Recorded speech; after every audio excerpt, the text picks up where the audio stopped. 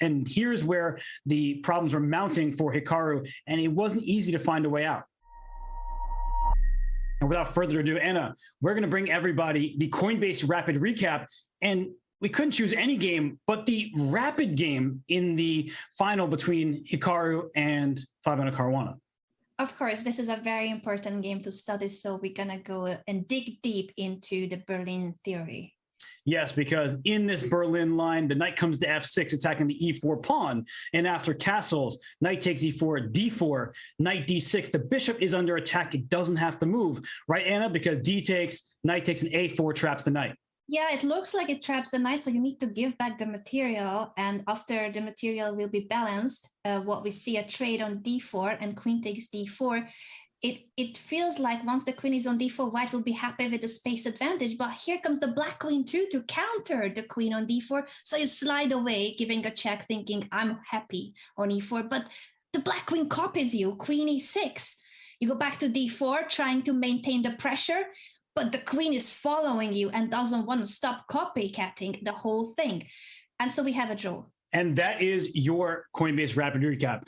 No, let's do this over because we have a fantastic Fabiano finish in store for you. That was a joke. Let's get to the real serious business. It was the blitz game in the tiebreak between Fabiano Caruana and Hikaru Nakamura. Anna, this game did start out as a Berlin as well. Fabiano with the white pieces goes for the Spanish.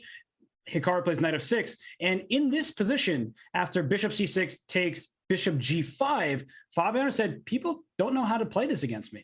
Yes, he mentioned that he has already played this a couple of times, but people don't seem to take him seriously that he keeps playing this bishop g5 line, and it was the case today too. I think it's good that we showed the Berlin game, by the way, because that was right before this blitz game. So Hikaru willingly went for a draw with the white pieces in the rapid because he thinks that the shorter time controls would favor him. But here he's got the black pieces, and Fabi didn't want any draw to get to a bullet. He's here to try to get a bit of an edge. So the bishop g5 line happened. Hikaru continued with normal looking moves, bishop d6 guarding the e5 pawn, and then the normal developing move of the light square bishop to e6. That's right. But sometimes when we play normal developing moves without having a clear plan or not anticipating what our opponent is threatening, that's when mistakes occur. And after bishop to e6, look at how quickly Fabi decided to strike with d4. The point being, after e takes d4, white has this move e5. It's a baby fork on the bishop on d6 and the knight on f6, and the knight on f6 is pinned. So Anna, in the game after the move d4, it wasn't Hikaru taking on d4, he played h6, but this only helped Fabiano's bishop reroute itself. Indeed, the bishop is rerouting, and it still keeps the pressure in the center and the threat d takes e5 very much open. So how will Hikaru react? He will either have to push g5 or create a counter pin by playing bishop to g4. That's right, because d takes e5, it looks like the same problem, but now black can take on e5. This knight should not go and take what seems like a free piece because you see the eval bar drop. The queen would have been lost. So it is tactically protecting the e5 square, and Fabiano just castle kingside. And after g5, Anna, the bishop retreats, and here's where the problems were mounting for Hikaru, and it wasn't easy to find a way out. Huge pressure on e5 again, renewing the threat of d takes e5, winning a piece. So black has to try to do something with it, but there's not much you can do here, Robert. No, I mean, knight d7, continuing to defend because of this pin. Fabi plays h3. And here after bishop f3, queen e7. And this was another moment after knight c4, pawn takes d4, where Fabi's willing to give up a pawn. But this was such nice play by him, making the most of his king safety and his active pieces. It was an incredibly well-timed pawn sacrifice. As you said, the king safety here, that factor is huge. The black king is still in the middle of the board. And by trading on d6, the knight for the dark squared bishop, it means that Fabi's g3 bishop is really powerful, targeting d6. He only needs to bring more pieces to the d file and open up the position ASAP before the black king could castle. That's right. So rook a to d1 was played. The knight came to e5. And after queen f5, c5, it looks like black is keeping that extra pawn. But Fabi, he saw through all this. He plays the move c3. And that may look like you're just trading pawns and black's ahead material. Should be good for Hikaru, right? And unfortunately for Hikaru, he fell into Fabi's trap because after pawn takes c3, Anna, you take it from here.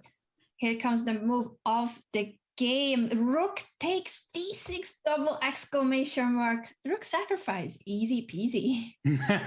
Indeed. And after queen takes d6, thank you for the rook. Well, thank you first for your knight on e5 and then your rook on h8. And there's no way to defend because queen f8, you do save the rook over here. But white doesn't even have to take that rook. A move like bishop f6, queen e5 check coming. This king is just in so much trouble over here. And as Fabiano said in the post-game interview, he's like, I didn't even have to give up that much material for the attack. So instead of taking on d6, Hikaru went knight c4, and another nice continuation for Fabiano. Yes, because we would have assumed that now that the rook wasn't captured, it's gonna leave, right? Like you no longer need to give it up. But Fabi has a very different approach to whether caring about material or not. He says, take that rook. I don't want it. Queen takes c5. Now the knight's under attack. There's pressure against this king. Queen b5 check at any moment. So Hikaru says, I have to take the material. I'll grab the rook. Bishop takes knight. Queen is under attack. If you move your queen anywhere but e6, queen e5 check is the problem. And this is important, Anna, because after queen e6, queen b5 check, Hikaru was not able to block. He cannot block, as you mentioned. If the queen goes to d7, then queen e5 will pick up the rook. It just goes to show how powerful this d6 bishop is, not allowing any blockade on e7, nor allowing the king to leave the back rank. Everything is just a forcing line leading to a win of material. Now, if you cannot block, you have to move the king to d8, but that feels like it's not gonna be a safe spot, to say the least.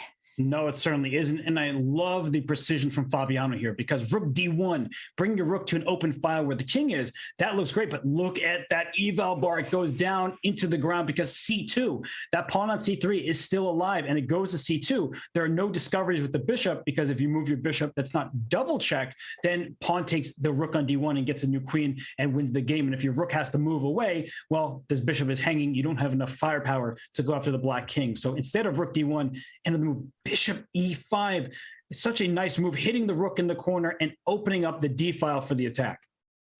And now that the rook will come with a check instead of allowing black to push c2. So black has to move the rook, otherwise it's immediate resignation if you allow the capture. But once the move is once the rook was moved to e8, it's not even rook d1 check that's the most precise, because then the king still has the ca square. Fabiano, instead of going for this, which still very much is winning, but he doesn't even allow this king move. He says, I'm going to just capture a pawn on b7, take all the squares away from the black king, threatening queen takes a8, queen c7 checkmate, and rook d1, just to name a few of the threats.